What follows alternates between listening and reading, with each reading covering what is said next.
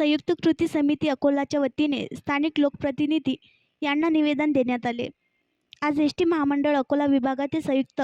कृती समितीकडून 9 ऑगस्ट 2024 रोजी एस टी कामगारांच्या प्रलंबित आर्थिक व महत्त्वाच्या प्रश्नांच्या सोडवणुकीसाठी होणाऱ्या धरणे आंदोलनाबाबत शासनाचे लक्ष वेधून घेण्यासाठी अकोला विभागातील स्थानिक लोकप्रतिनिधी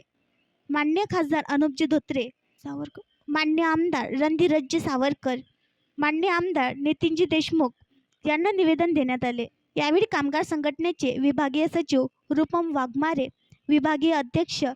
गणेश डांगे, अकोला आगार क्रमांक 2 चे अध्यक्ष अंबादास नागे, अकोला आगार क्रमांक 1 चे सचिव राजित भाई, अध्यक्ष प्रदीप गावंडे, प्रदीप सोनखासकर तसेच कामगार सेनेचे प्रादेशिक सचिव देवीदास भाऊ बोदडे, विभागीय सचिव उदय गंगाखेडकर, विभागीय कार्याध्यक्ष करुण भाऊ सिरसाट, विभागीय कोषाध्यक्ष चंद्रशेखर चर्राटे, महाराष्ट्र एस टी कर्मचारी काँग्रेस संघटनेचे विभागीय अध्यक्ष श्री भंगाळे साहेब व विभागीय सचिव शंकरराव पाटकर, NM चंदन व कास्ट्राईब संघटनेचे विभागीय अध्यक्ष संजय इंगळे, विभागीय सचिव नंदरत्न खंडारे व कृती समितीमधील सहभागी संघटनांचे सदस्य उपस्थित होते।